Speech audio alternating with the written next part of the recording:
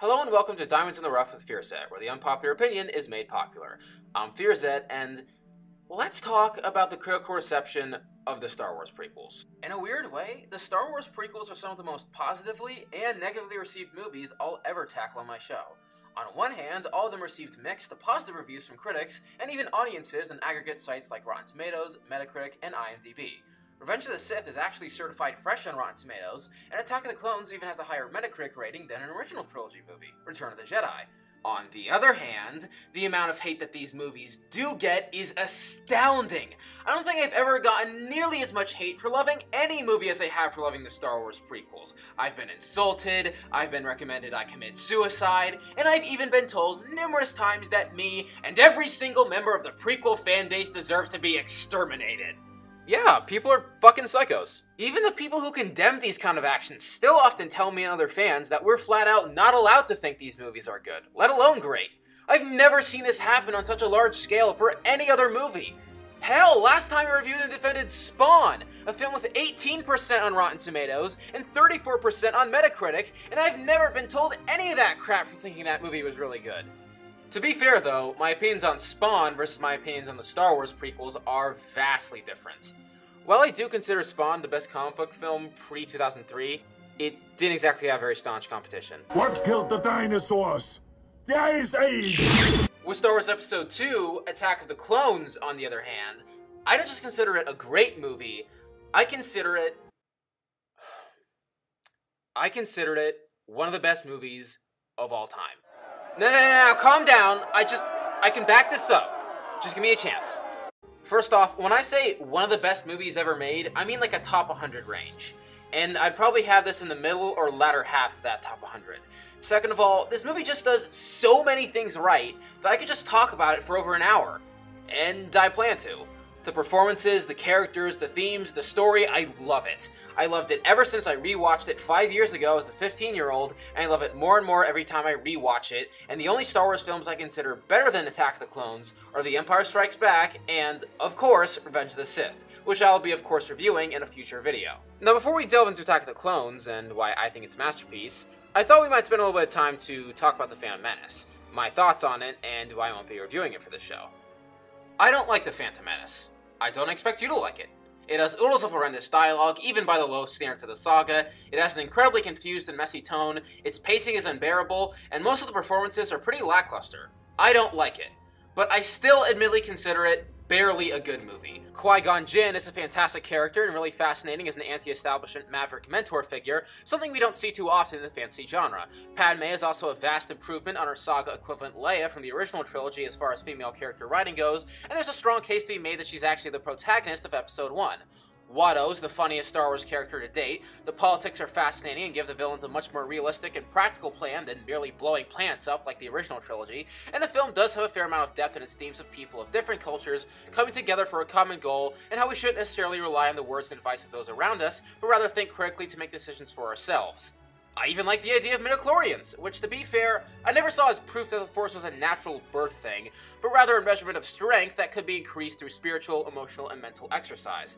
Overall, it's an admittedly good movie that has depth if you're willing to look for it, but still the second weakest saga entry to date. My friend Rob said it best. There's the first one. It's meh. Good things in it, bad things in it. I'm not going to rush out to see it anytime soon, but I don't feel it hurts the franchise, ruins anything, destroys any childhoods. Oh god, George Lucas raped my childhood. If you're gonna say, though, that this movie stole your childhood, you never had a childhood worth stealing. So yeah, those are my thoughts on The Phantom Menace summarized. Not a bad film, not poorly made, just not good enough to hold up a lengthy review. Attack the Clones, on the other hand, is, so we best get started on that.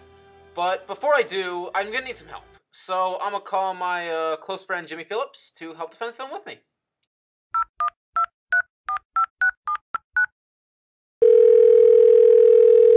This is Jimmy. Leave a message after the beep.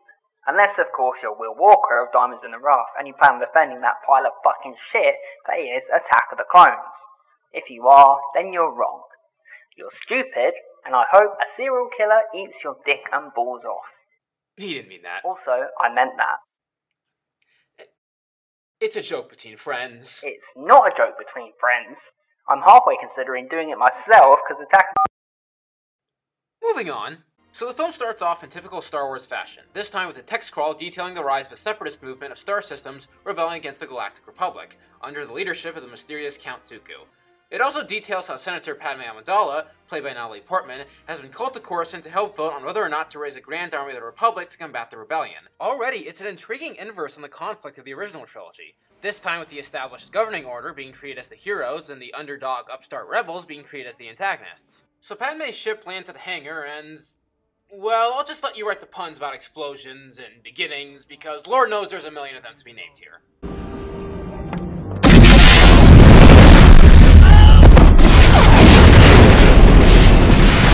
And though it may get overlooked now, given the time this was released, this was an incredibly shocking and jarring way to start off the film. As a piece of post-9/11 cinema, Attack of the Clones effectively breaks all the rules. While many films are released around the same time, such as Spider-Man and Harry Potter embrace the more charming, lighthearted elements of their universes, Attack of the Clones established itself right off the bat as taking place in a very dangerous and very real world. And that's just ignoring the chilling but rather blatant real-world danger parallels that are featured here. The film starts off with what is essentially a terrorist attack on a passenger aircraft. A big no-no for an era where fantasy and sci-fi cinema posed more as a distraction from the real-world horrors rather than a reflection on them. To see a film start off with such a massive tonal risk for the time it was released really sets the stage for an excellent postmodern analysis of early 2000s America. And when you see the parallels, it's impossible to unsee them. Though, with all that being said, this line still makes no sense. Lady, I'm so sorry. I failed you, Senator. No, you didn't. You're a decoy. Your job is to literally be killed so that Padme won't be killed, and you just did your purpose. Kind of a shitty life, but, you know, that was your job. Sucks. So we cut to Chancellor Palpatine, played by Ian McDiarmid, discussing the recent terrorist attacks of the Separatists with the Jedi Council and Padme. Padme suspects that Count Dooku may be responsible, but is quickly laughed out of the discussion by the Jedi, partly because she's blaming something as serious as a terrorist attack on somebody named Count Dooku. And she turns out to be right. All these Jedi were completely blind to who the true culprit was, when Padme knew all along. So much for Padme being stupid, Matthew. Palpatine suggests hiring Jedi security to ensure Padme's safety, and immediately turns to the Jedi she's had the most experience with, Obi-Wan Kenobi, and with him his apprentice, Anakin Skywalker. And I really do love Padme's feistiness at being provided protection she feels she doesn't need. Chancellor, if I may comment, I do not believe the situation is that serious. She's definitely got her daughter's fire in her. Do it for me, milady, please. The thought of losing you is unbearable. After all, Mila Kunis isn't going to make out with herself in Black Swan. Cut to later as we see Anakin Skywalker, played by the ridiculously underrated as he is ridiculously talented Hayden Christensen, engaging in some banter with his master Obi-Wan Kenobi, played by, thank fucking God, I finally wrapped up filming of that cinematic abortion that is Moulin Rouge, Ewan McGregor. And I really do adore the fatherly relationship that Obi-Wan has with Anakin here. You seem a little on edge. Not at all. I haven't felt you this tense since we fell into that nest of gundogs. You fell into that nightmare, Master, and I rescued you, remember? Oh, yes.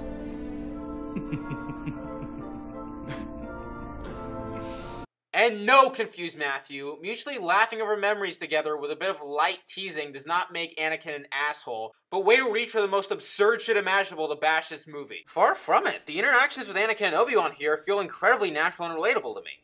Much more so than a lot of the interactions of characters from the original trilogy. I can't personally connect with someone trying to goad a space pirate into rescuing a princess or lifting up a spaceship with his mind, but stuff like this?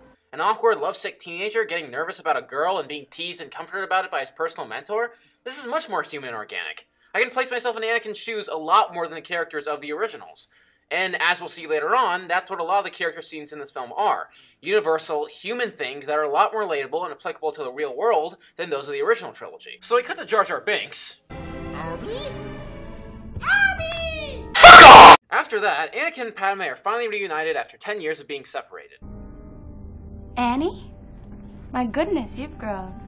And given that he's a highly romantic, highly awkward nerd who grew up in a society of celibate monks who frowned on romance and gave him absolutely no idea on how to flirt at all, I'm sure that he'll be about as smooth as— So have you. Grown more beautiful, I mean. Well, for a senator, I mean. As has a bowl of nail ice cream with cement swirl, diamond chips, and rock chunks. Made of iron. But when thinking you can flirt like an NSYNC member just because you look like one fails, you can always count on your dorkiness being endearing. Annie will always be that little boy I knew on Tatooine.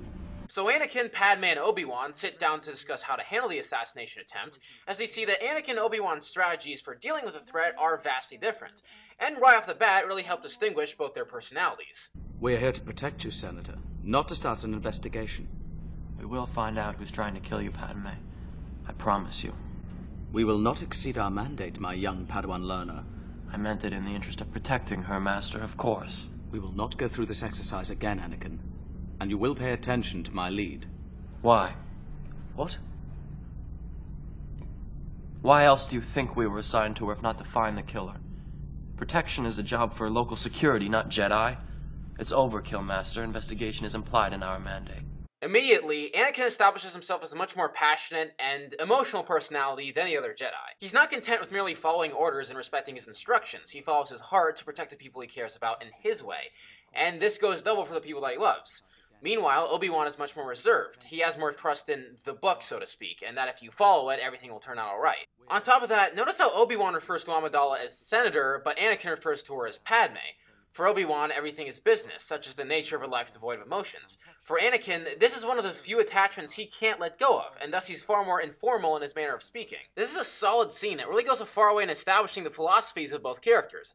Obi-Wan is a stickler for the rules, while Anakin is a maverick following what he feels is right, stubborn to the core and not giving a shit if his values aren't validated by authority figures. So Padme leaves shortly after that, as Anakin confines his insecurity to the sci-fi fantasy personification of AIDS himself. She hardly even recognized me, Jar Jar. I've thought about her every day since we've parted, and she's forgotten me completely. Well, to be fair to her case, if I grew up friends with a terrible child actor from Jingle All the Way, and then witnessed him years later as the fully grown Golden Globe nominee from Life as a House, I probably won't recognize that friend either. So we find out that the assassin responsible for the terrorist attack is none other than Zam Wesell, played by Lana Walshman, hired to kill Padme by the infamous Mandalorian Jango Fett, played by Tamura Morrison. And yes, Plinkett, it does make sense for Jango Fett to hire another assassin to do his dirty work. He's not just going after some random street thug right now, he's going after a Republic senator. It makes no sense for him to do this himself when he can easily pay someone else to pull the trigger. Or put the poison worms in a room. It's a metaphor. Or something like that. So we cut back to Anakin and Obi-Wan discussing security before Anakin tells us some very unneeded information about Padme. She covered the cameras. I don't think she liked me watching her. Lucas, why is that line in this movie? Why? I want to know. I want an answer, because you have what is, for the most part, this pretty touching, pretty heartfelt, emotional, great romance story, though I'm kind of getting ahead of myself, and then you have this line that makes Anakin look like a fucking stalker! Why would you do that? Did you get your tips on how to flirt with women from Larry spying on Gwen in her dressing room in the original Wolfman? What the hell? Though I do gotta cut Anakin some slack, because the guy definitely has a lot on his mind. You look tired. I don't sleep well anymore. Because of your mother?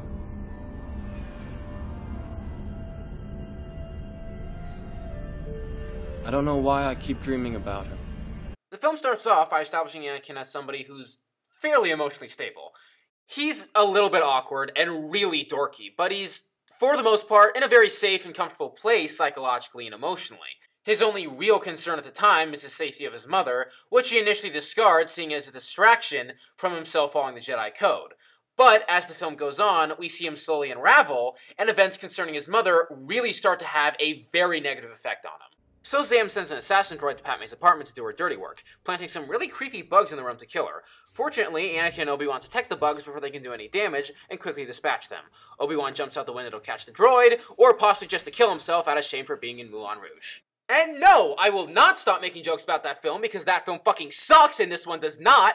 The end! Anakin goes after his master in a speeder car, managing to save him.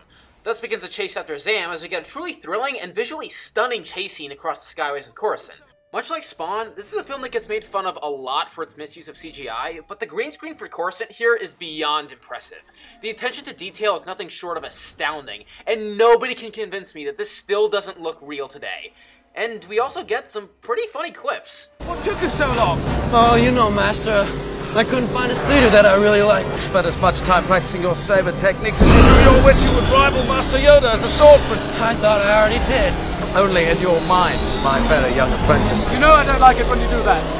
Sorry, Master. I forgot you don't like flying. I don't mind flying, but what you're doing is suicide. The high-speed chase goes on until Anakin loses Zam Wesell in traffic. And you gotta love Anakin's sarcastic reaction to Obi-Wan's scoldings. Well, you've lost him. I'm deeply sorry, Master. That line is literally every admission of a fuck-up from every teenager to every parent ever. So Anakin jumps out of his car out of shame for eventually having to star in Jumper. I hate it when he does that. Wait a minute! How many times has he done this? As it turns out, he targeted and predicted the fall perfectly. While he's not able to take her down, he is able to find out she's a shapeshifter. He eventually crashes Zam's ship, leading to her escaping. Anakin eventually catches up with Obi-Wan as they both proceed into the club together. Go and find her. Where are you going, Master? For a drink? I'm shooting Moulin Rouge 2 now, and I think I may need it. And this little scene of Obi-Wan and Anakin looking for her as she's unwittingly stalking them is straight out of a noir detective flick. It's incredibly tense and really does a great job echoing the atmosphere of those classic vintage detective movies, even in a galaxy far, far away. Oh, and this exchange is hilarious. You wanna buy some death sticks? You don't want to sell me death sticks. I don't want to sell you death sticks. You want to go home and rethink your life. I want to go home and rethink my life. So Obi-Wan eventually manages to take down Zam, as he and Anakin drag her outside. Who hired you? It's just a job. Who hired you? Tell us. Tell us now! And I suppose there's no better time than now to discuss Hayden Christensen's performance as Anakin Skywalker. Honestly, his performance in this movie and Revenge of the Sith, I would put as the best performance in the entire saga, tied with James Earl Jones as Darth Vader. Anakin Skywalker is a weird and very complex role. It's a role that has to be played with extreme repression, but bubbling emotional underbelly underneath. Christensen does an outstanding job with both the repression and the extremely emotional side. When that passion and emotion come out, you really feel the change. Because it's been so repressed, it's raw, it's awkward, it makes me feel uncomfortable. Which is exactly what Christensen's performance should do. That's exactly how someone with his kind of emotion-driven personality, crossed with the stoicism and repression the Jedi require, would act. On top of that, his facial acting is nothing short of phenomenal. While the stoicism of the Jedi Code may mask the emotion in his voice, his passion and fury are made loud and clear through the incredibly expressive and intense facial acting. It's a great mix of nuance and vintage-style melodrama that works beautifully for the character. A brilliant decision to take the character in that makes perfect sense given his background. So Zam is taken out by Jango before she can rat him out, and Obi-Wan manages to pick a toxic dart off her and bring it to the Jedi Council. The Council decides to send Obi-Wan to find the assassin, while Anakin acts as a bodyguard and escort for Padme back to her home planet. So we cut to Anakin talking with Palpatine about his first solo assignment, and I gotta say, I really love their interactions here. And so, they've finally given you an assignment. Your patience has paid off.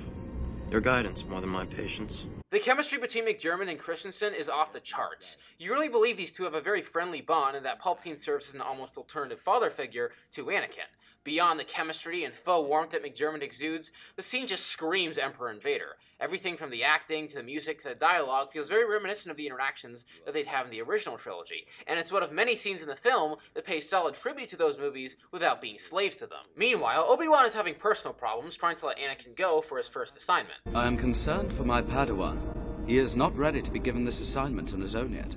The Council is confident in its decision, Obi-Wan. The boy has exceptional skills. But he still has much to learn, Master. His abilities have made him, well, arrogant. This really ties back to what I said earlier about the characters in this movie going through much more human and relatable problems. While Ben Kenobi in the original trilogy was, well, just an asshole, Obi-Wan Kenobi in this movie goes through much more relatable problems and is much more relatable to a normal audience. He's an unready and unprepared father figure, forced into parenting a rebellious teenage son. Maybe fans were expecting a more brotherly relationship between the two, or something more akin to those two high school buddies who are thick as thieves. What we got was different than expectations, but not bad at all. Obi-Wan does show warmth to Anakin, but he's also overly protective. He's not quite ready for him to venture out into the world, and he definitely shows concern of losing Anakin. Or, likewise, Anakin losing his way as a Jedi. It's different, but very relatable and very human. So Anakin and Padme prepare to leave, and Padme expresses her displeasure in having to hide. Anakin, realizing the uncomfortable position that Padme's in, decides to offer some words of wisdom and support. Sometimes we must let go of our pride and do what is requested of us. Unfortunately, this exchange is ruined by this. Please don't look at me like that. Why not? It makes me feel uncomfortable. Sorry, milady. Lucas, what the fuck are you doing? You have this really sweet scene here, great character development, great chemistry between the actors, and great reason for Anakin and Padme to care for each other, and so what motivated you to put that line in there? Is George Lucas just like the world's biggest Snow Day fan or something? Was I obsessed? Let's just say I know the exact number of times she blinks per minute. So Anakin and Padme head out to Naboo together as Obi-Wan sets off to investigate the origins behind the poison dart, discovering it to be from Kamino. And I know some people had a problem with the 50s diner being in a Star Wars movie, but given how most of the movie is a tribute to vintage cinema, I feel it fits right in with the style. When Obi-Wan heads to the library to find the Kamino star system, nothing shows up. And I love how arrogant the Jedi librarian is. It really just goes to show how fallible and flawed the Jedi way of thinking was, and how it would ultimately lead to their downfall in Episode 3.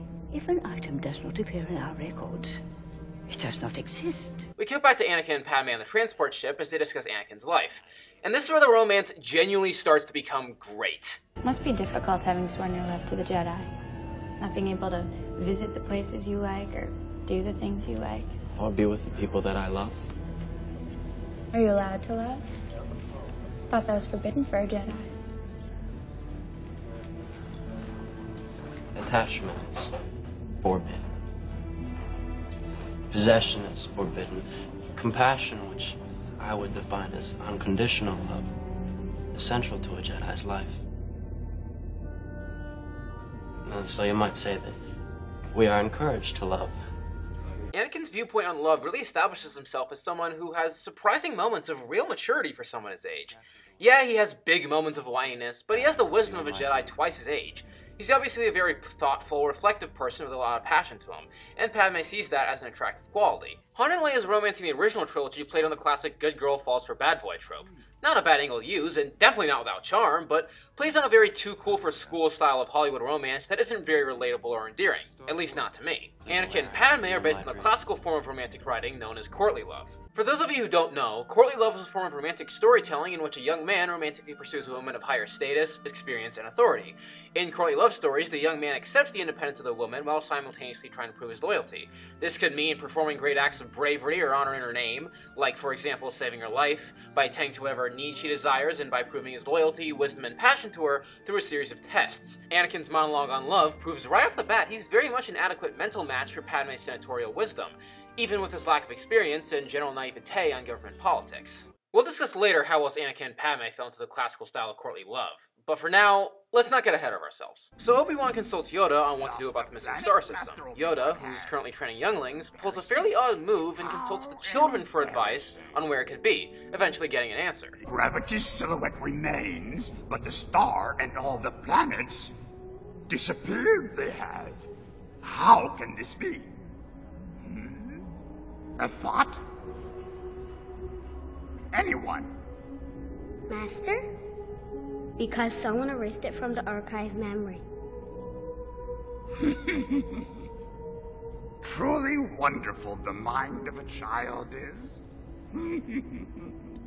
And for everyone bitching about how this Yoda is nothing like the Yoda from the original trilogy, this scene is straight out of Empire Strikes Back. The idea that Yoda goes to the seemingly smallest, seemingly most insignificant source of information instead of some high-ranking super Jedi is straight out vintage Yoda. Size matters not, indeed. So Obi-Wan and Yoda conclude that only a Jedi could have erased the Kamino star system from the archive memory, as Obi-Wan prepares to head out to the center of gravity to find his missing planet. So we cut back to Anakin and Padme as Padme discusses her regrets concerning her short term as Queen of Naboo. I wasn't the youngest queen ever elected, but now that I think back on it, I'm not sure I was old enough. I'm not sure I was ready. The people you served thought you did a good job. I heard they even tried to amend the Constitution so you could stay in office. I think the Republic needs you. I'm glad that you chose to serve. And I just love moments like this. They prove that not only is Anakin romantically infatuated with Padme, he's also incredibly emotionally supportive to her as a friend. He really makes an effort to make her happy and really quell her insecurities. This ties in very well with the whole courtly love aspect of the film, with Anakin really trying to prove himself as a loyal friend to Padme first and foremost. Cut to Obi-Wan traveling to Kamino as he does a bit of investigating. He cleverly manages to uncover that the natives of Camino have, oddly enough, been recruited by the Republic, specifically a now-deceased Jedi Master named Sifo Dyas, to create a clone army. And, as it turns out, Obi-Wan's returned right on schedule to witness it in the flesh. And no, the army doesn't consist of a billion Force Awakens DVDs, but good guess! And this whole scene with the Kaminoans showing off the clones really ties in well with the post-9/11 themes of the film. Much like in early 2000s Bush America, soldiers are dehumanized as much as possible by those who use and train them. They're not viewed as humans with lives and feelings, they're simply seen as pawns to be thrown at the enemy. Something George Bush no doubt did in Iraq. They are totally obedient, taking any order without question. Oh yeah, and Peter Jackson and J.R.R. Tolkien, this is how you make a race of slaves who serve as an army unit. You make the higher up see them as dehumanized, but you don't dehumanize them yourselves. Fucking racist idiots! If you want to learn more about this, just watch the stellar animated series Star Wars The Clone Wars. Cut back to Anakin and Padme talking for a bit as we get to this sand scene. We used to come here for school retreat. We would swim to that island every day. I loved the water.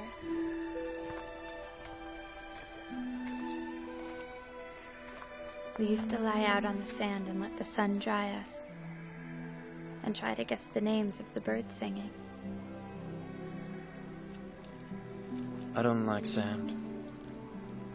It's coarse and rough and irritating, and it gets everywhere. Not like here. Here everything is soft and smooth. And honestly, I don't see the big deal. Don't get me wrong, Attack of the Clones has some horrible dialogue, some of which I thankfully skipped over. Patience. Use the Force. Think. Sorry, Master. You went in there to hide, not to run. Yes, Master. Next time, try not to lose it. Yes, Master. This weapon is your life. I try, Master. But this line, I don't mind it. As stated earlier, Anakin has no reason to understand how to flirt with girls. It just doesn't make sense given his background, religion, and profession. So he strings along a sappy metaphor about sand correlating to his life as a slave on Tatooine, and Naboo correlating to the softness and warmth Padme brought to his life, and desperately hopes it'll impress her. My only real problem was with Padme's reaction. Personally, I think it'd make a lot more sense if she laughed at Anakin's attempts to be smooth. Anakin would get embarrassed, blush, maybe apologize. I'm sorry. And then Padme would kiss him. I think that would make this line really adorable in a dorky kind of way. So yeah, awkward scene, personally would have done it differently, but hardly awful. And the dialogue holds up well enough. What I wouldn't handle differently is this exchange between the two of them. I don't know. Sure you do, you just don't want to tell me. You gonna use one of your Jedi mind tricks on me? They only work on the weak-minded. Alright. I was 12. His name was Paulo. We were both in the legislative youth program. He was a few years older than I. Very cute. Dark curly hair, dreamy eyes. Alright, I get the picture. Whatever happened to him? I went into public service. He went on to become an artist. Maybe he was the smart one. You really don't like politicians, do you? I like 2 or 3. But I'm not really sure about one of them. You're making fun of me. No, I'd be much too frightened to tease a senator. And this whole scene is just perfect! There's no shitty dialogue to get in the way, and Portman and Christensen just have to rely on natural chemistry, which they truly have in spades.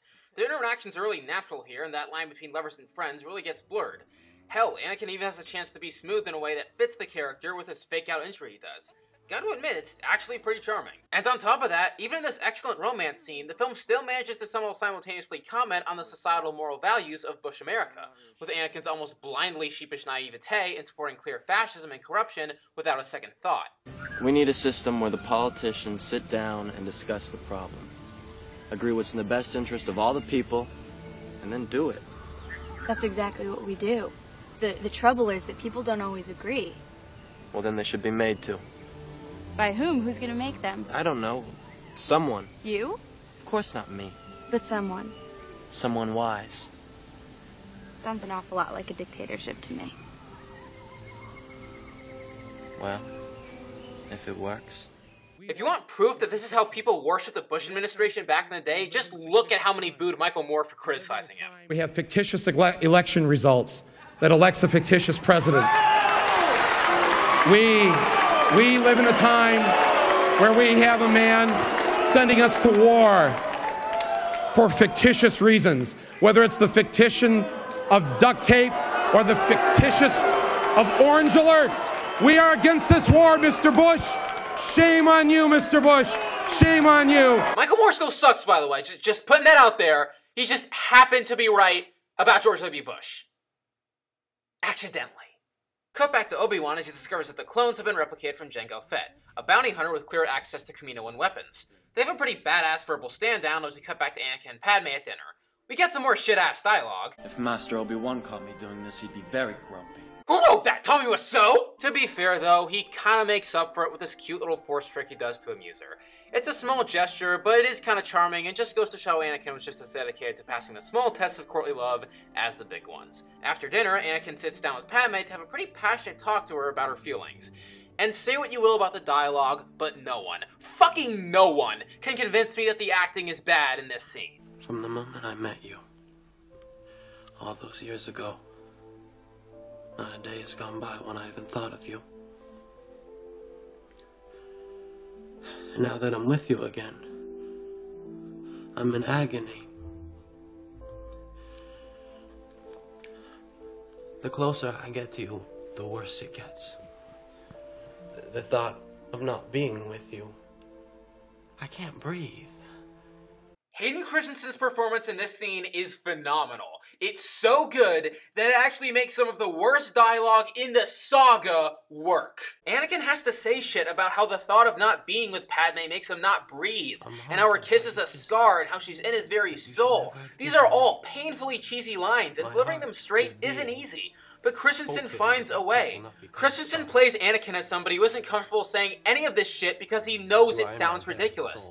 His voice is very shaky and nervous, his head is kept low. There's an honesty to his words, but he knows they aren't smooth, and the awkwardness of the delivery really saves them. And his incredibly nuanced and subtle facial acting just makes his conviction and passion all the more apparent. Anything is possible, Padme. Listen to me.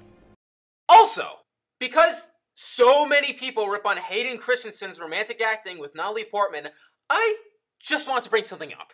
You all said nothing when that emotionless slab of marble, Liv Tyler, blankly stared her way through pretending to love Viggo Mortensen in Lord of the Rings, but you'll give Hayden Christensen shit for his romantic scenes? I mean, look at this! This was my choice. Whether by your will or not, there is no ship now that can bear me hence. There is no director that can get a good performance out of me.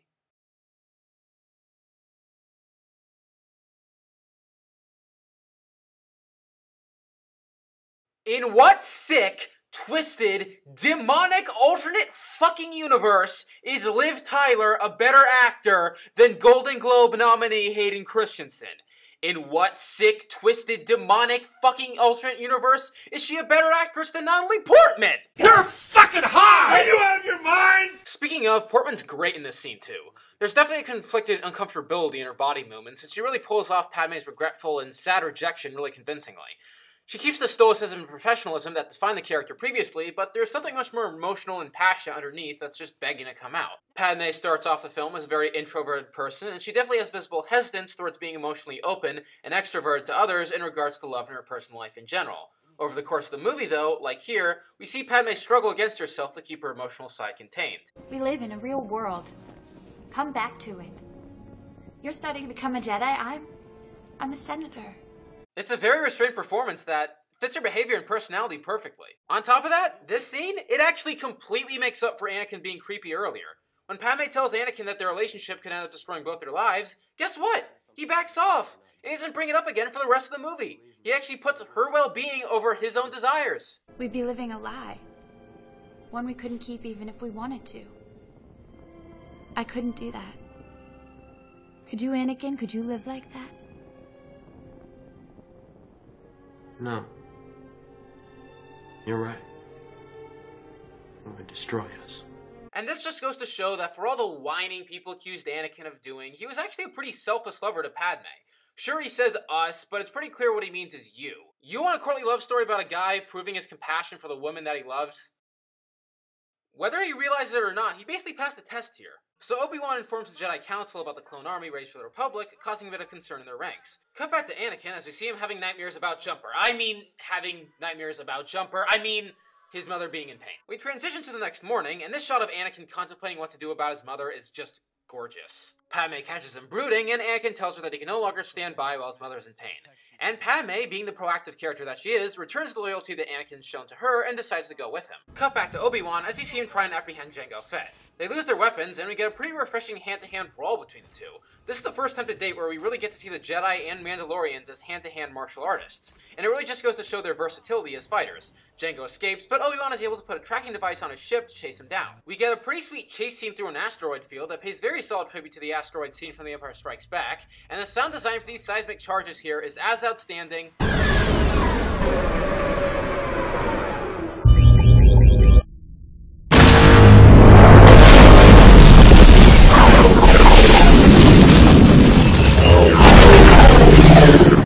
Logan's performance is horrific. Get him, Dad! Get him!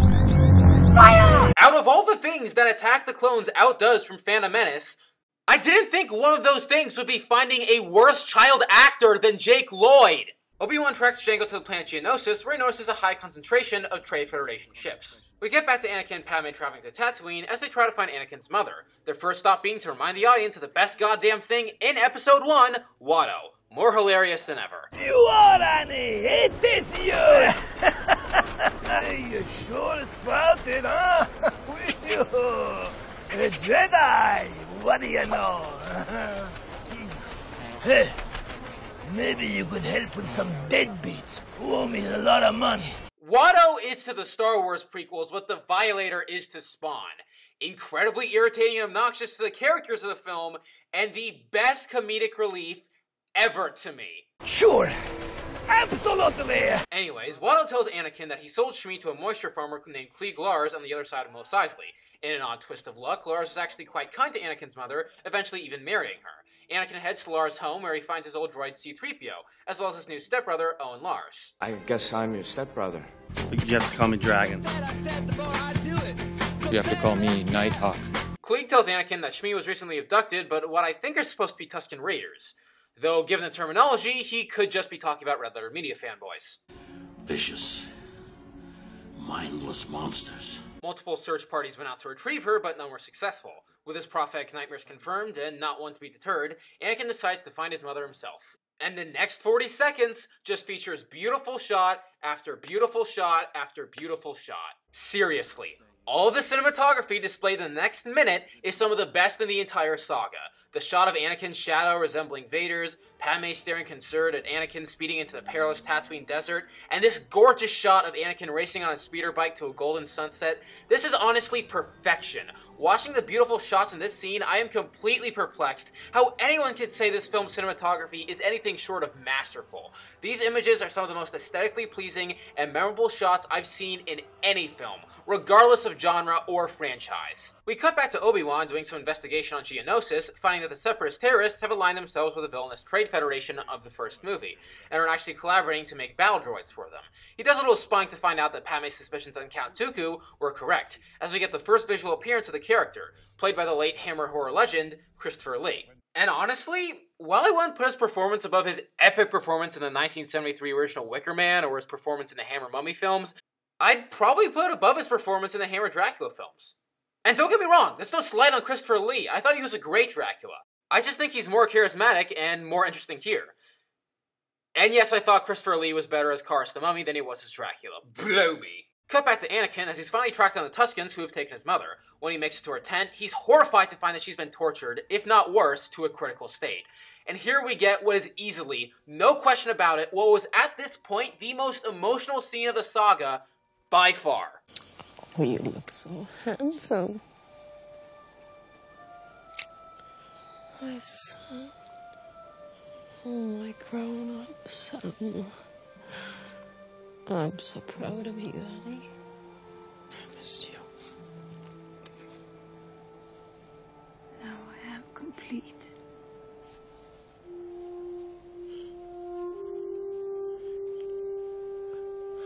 I love you. Stay with me, Mom. everything. I love.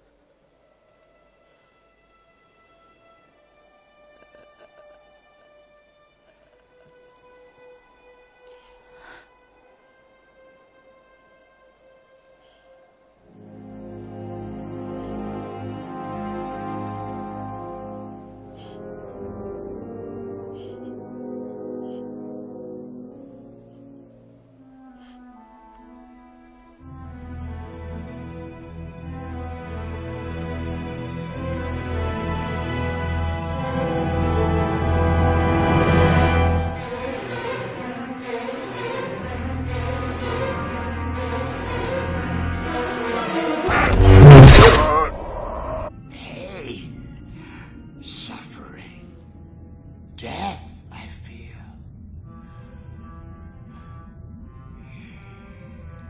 Something terrible has happened.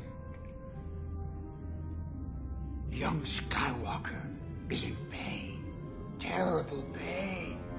First of all, if you are honestly, objectively gonna look at the scene and tell me Attack of the Clones is somehow more lighthearted and less dark than the original trilogy, get a goddamn clue.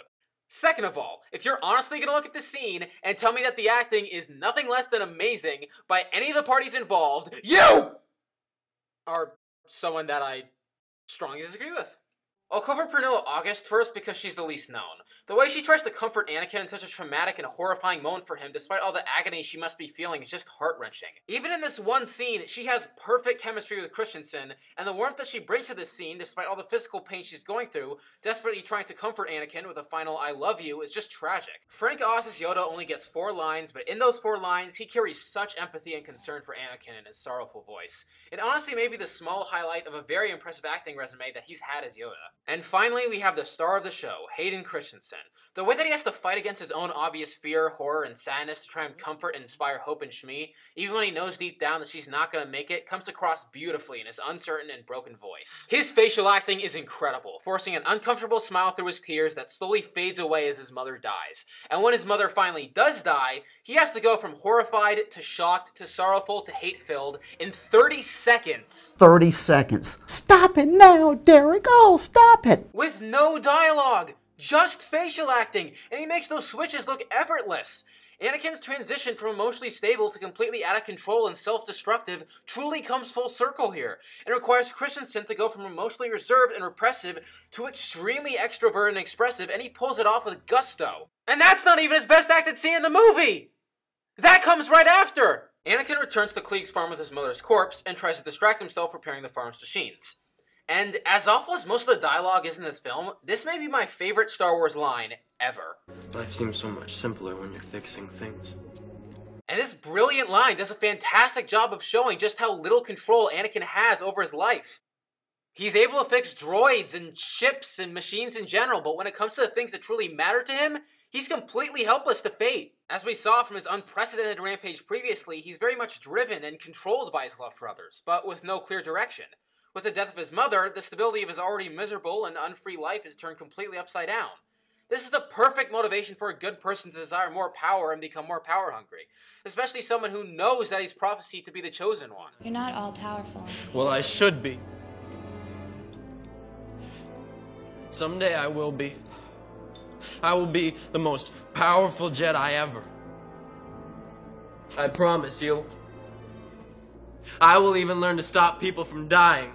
And Hayden Christensen's performance here when confessing to slaughtering the Sand People is up to this point the best acting in the entire saga. What's wrong, Annie?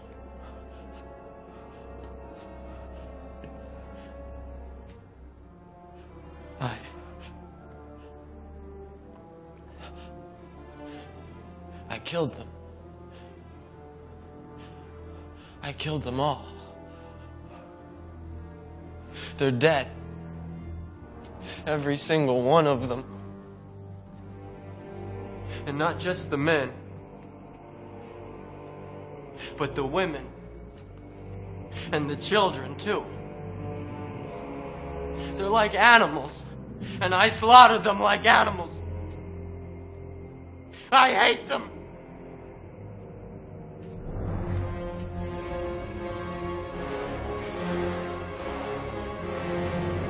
There's nothing badass or edgy about Anakin's confession here. He starts off horrified at what he's done and very slowly transitions into an explosive, hurt, and agonizing rage. And the moment he realizes it, you can just see the self-loathing and disgust hit him like a freight train. Christensen's performance here reminds me of a lot of vintage actors, namely James Dean, or perhaps far more appropriately Lon Chaney Jr. There's much more emphasis on getting the pain of the characters out than being unawkward or collected or cool. It's really about getting you to feel the agony of the characters, and if that comes at the price of your comfortability, then so be it. I'm gonna go play Lon Chaney Jr.'s performance in the classic 1941 film The Wolf Man with Hayden Christensen's performance here, just so you get a feel of what I'm talking about. But I can help you. You wouldn't want to run away with a murderer, would you? Oh, Larry, you're not. You know you're not. I killed Bela. I killed Richardson. If I stay around here much longer, you can't tell who's going to be next. Wait. It might even... Please. I've still got the charm you gave me, remember? Yeah, I know, but I'm afraid.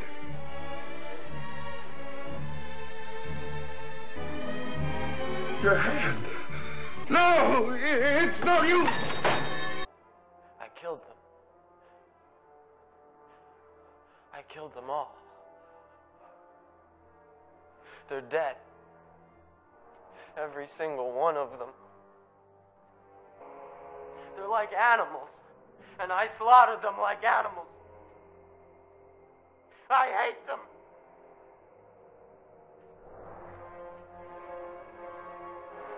Far too many actors these days are just focused on keeping a chill composure, and are far too scared of being embarrassed to actually try and get to the tortured nature of their characters. As you saw from my examples, Lon Chaney Jr. wasn't like that at all, and Hayden Christensen's performance feels straight out of the very best of 1940s cinema. In a touching display of compassion, Padme shows real emotional support for Anakin here. In this one moment, she's really come to understand the effect that Anakin's loved ones have on his life, and realizes she's very much the only source of emotional stability that Anakin has left. In a sense, it's Padme's love and friendship that saves Anakin from descending into darkness and insanity. To be angry is to be human. I'm a Jedi. I know I'm better than this. And to everyone saying that Padme should be freaking out that Anakin killed the Tusken Raider women and children, the Tusken Raiders are established as subhuman monsters. Not only by Cliegg Lars in this film, but by Ben Kenobi in the original trilogy by this line! The Sand People are easily startled, but they'll soon be back. The sentient alien races of Star Wars are treated as ethnic races. Would you honestly describe any ethnic race by what Ben Kenobi just said? I mean, granted, there are people out there who would do that, but they're, well, kind of sick. But the point is that while what Anakin did was definitely cruel and definitely not justified, it's still pretty understandable and totally not evil. So a funeral is held for Shmi as Anakin says a pretty heartfelt goodbye to his mother, foreshadowing the events of the next film. I wasn't strong enough to save you, Mom. I wasn't strong enough. But I promise, I won't fail again. So Obi-Wan ends up getting captured while spying on Dooku, but not before sending a transmission out for help, complete with staring directly at the camera. Both the Jedi Council and Anakin receive the message, after which the Council informs Anakin to stay put and protect Padme. They'll never get there in time to save him. They have to come halfway across the galaxy. Look. Geonosis is less than a parsec away. But you heard Master Windu. He gave me strict orders to stay here. He gave you strict orders to protect me. And I'm going to help Obi-Wan. If you plan to protect me, you'll just have to come along. And this right here is a big ol' fuck you to everyone who said that Padme was inferior to Leia. Unlike Leia, Padme actually drives the story forward. She's a proactive character, and she's not content with just doing what Anakin and the Council wants. She's so headstrong and confident, she's even the one who convinces Anakin to rescue Obi-Wan, which would usually be the other way around for these kind of early 2000s blockbusters. Cut to Palpatine in the Senate, as Senator Bail Organa, played by Jimmy Smits, repeats the same thing that I say when people claim there's no debate that this movie is bad. Unfortunately, the debate is not over. With the arising threat of the alliance between the Separatists and the Trade Federation, and in light of recent hostile terrorist attacks, the Senate pressures Jar Jar into proposing executive powers to the Chancellor to approve use of the Kamino and Clone Army. Oh yeah, I forgot to mention that Jar Jar took Padme's place on the Senate when she was forced to leave. Kind of an important plot point in hindsight, but I just want to get him off screen as quickly as possible because he's a waste of time. But now that he's unfortunately here, I must admit that Jar Jar's presence and use in the film does tie in well with the post 9/11 and anti-Bush themes of the movie. If Palpatine is meant to be George W. Bush, allegedly conspiring to collaborate with terrorists to attack his own people in order to rise support for a war that will increase public opinion, Jar Jar seems to represent the American people as a whole, largely naive and willing to accept anything offered to them as objective truth. Whether that's the proven lie of Iraq having nuclear weapons, or the idea that Bush had no knowledge of a possible terrorist attack scheduled for September 11th. Maybe it's not very flattering for audiences to literally be compared to an obnoxious aborted dinosaur fetus whose mother smoked while pregnant, but it's a good way of taking Jar Jar's idiocy and naivete and spinning it into something meaningful, just going to show that complete ignorance can often be just as bad as intentional malevolence. Or, as they say in Batman v Superman, ignorance is not the same as innocence. But don't get me wrong, this doesn't come close to redeeming Jar Jar from a story standpoint. He's still a complete horseshit character, only there to sell toys. But good on this movie for actually doing something meaningful with him.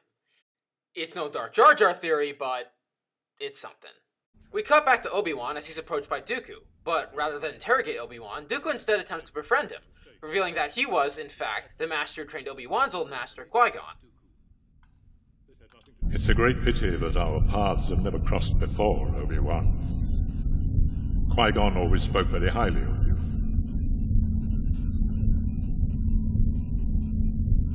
I wish you were still alive. I could use his help right now.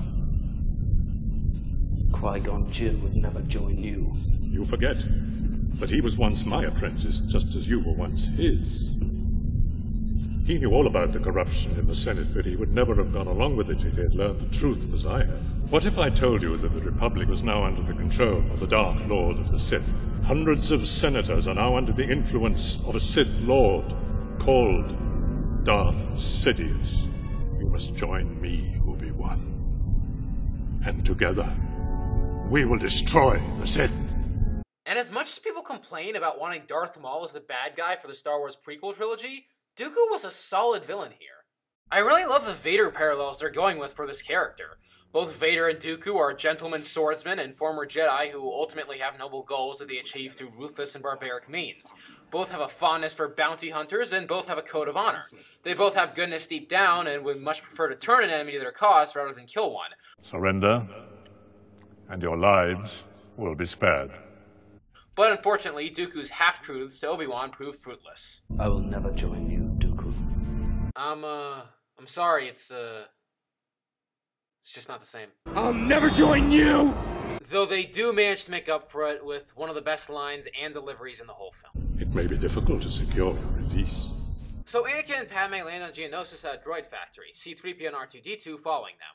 We get a pretty fun, albeit unmemorable, action sequence at the factory where R2-D2 shows off his jetpacks. And yes, I will admit that R2-D2 having a jetpack was really stupid and clearly done to sell toys. Like, there's a billion moments in the original trilogy where he could have used that. C-3PO gets all kinds of broken into turmoil, and Anakin and Padme get captured and sentenced to execution. And this next scene is really weird. Don't be afraid. I'm not afraid to die.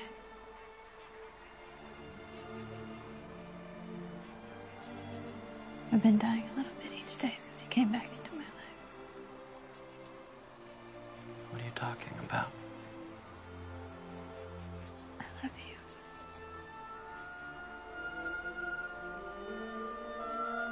you. You love me?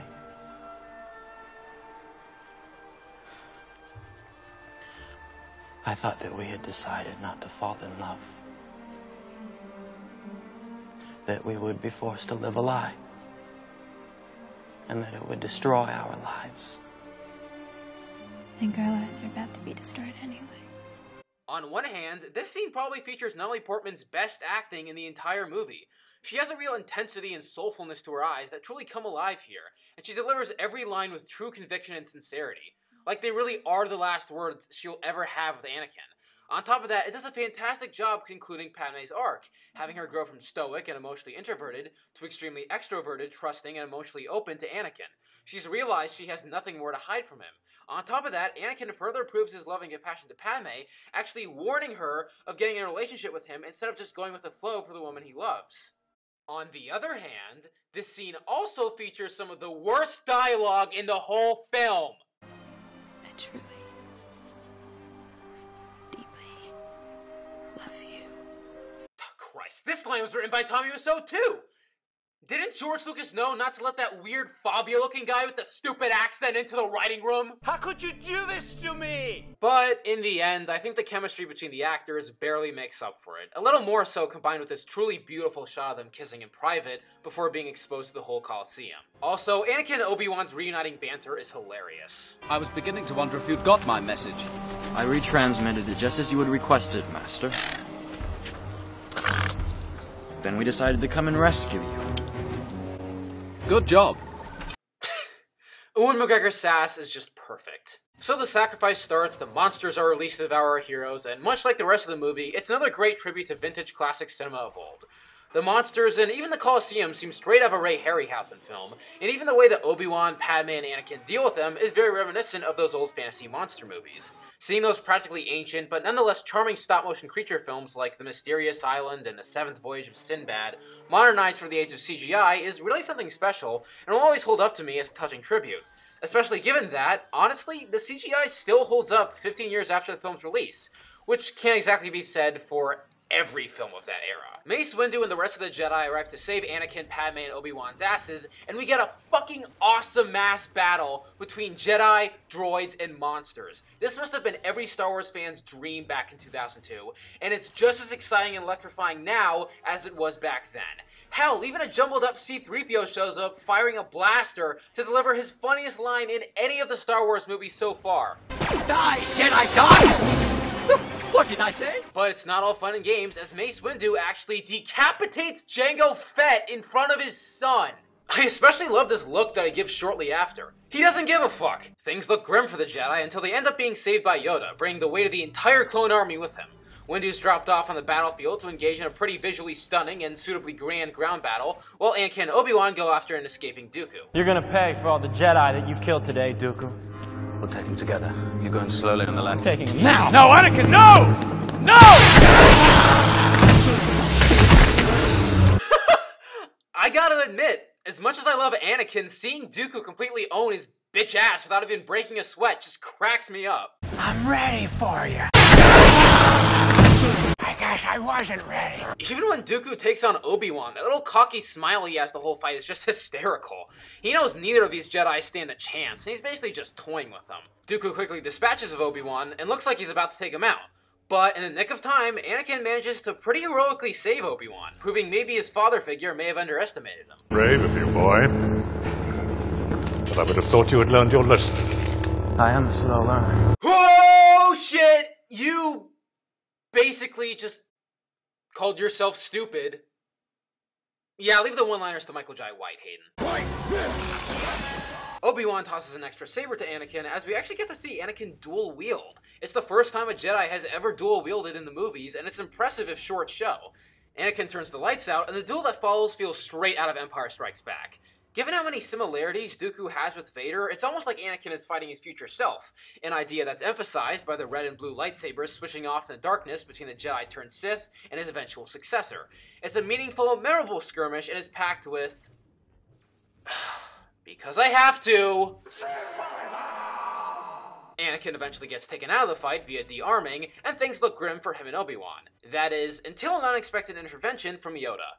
The two exchange force abilities for a bit before Dooku realizes that he's no match for him on that ground. Much to learn you still have. It is obvious that this contest cannot be decided by our knowledge of the Force, but by our skills with a lightsaber.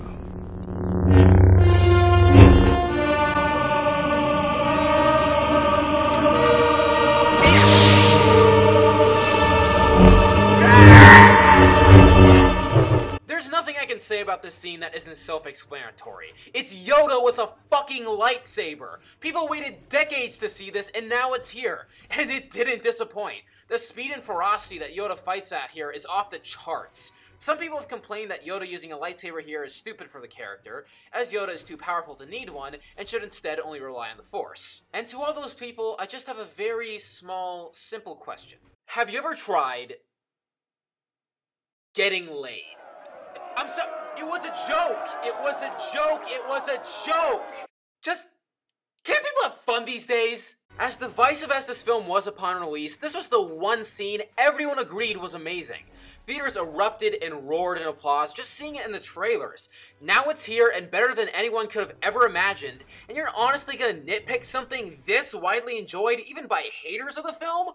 Surely you can find better things to complain about than that. So Dooku eventually manages to escape by causing a pillar to fall on Anakin and Obi-Wan, requiring Yoda to focus his attention on saving them. Why Yoda couldn't just move Anakin and Obi-Wan's bodies instead, given that it would be much easier and quicker, I have no fucking clue. So Obi-Wan heads back to Coruscant with Windu and Yoda and tells them about Dooku's confessions regarding Darth Sidious. Yoda and Windu brush this off as Dooku merely trying to create and seed mistrust. It's a great reinforcement of the arrogant nature of the Jedi that would eventually lead to their destruction. Meanwhile, Anakin and Padme marry in secret on Naboo to yet another gorgeous sunset to John Williams' masterful love theme, adding more lovely and unforgettable shots to a film already full of them. A beautiful ending to a beautiful movie. Well, where do I start? I guess the performances? So many of them are outstanding.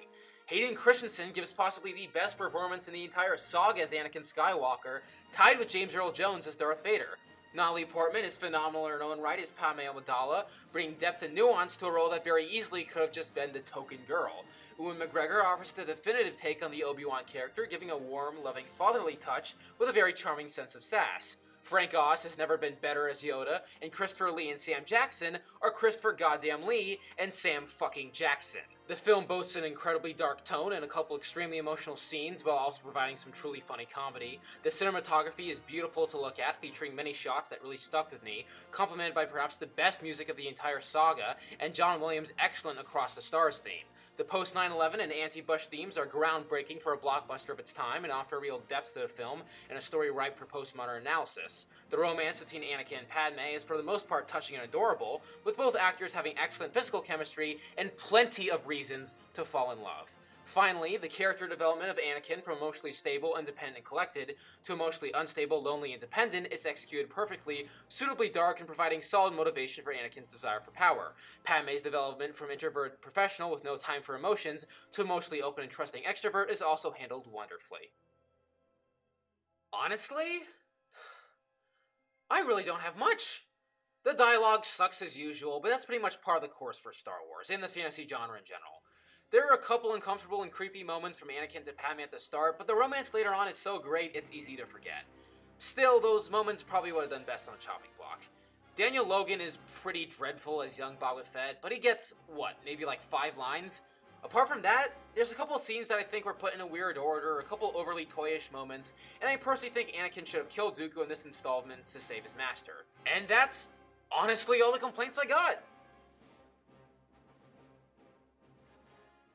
Kind of pointless to recommend to people, given that everyone watching this has probably already seen Attack of the Clones, but it's a fantastic date movie. Obviously, you have the love story between Anakin and Padme, which is incredibly heartfelt and often adorable on its own.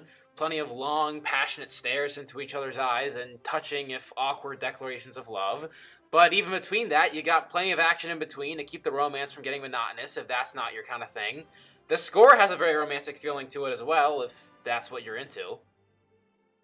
Attack of the Clones is much more than merely an underrated film.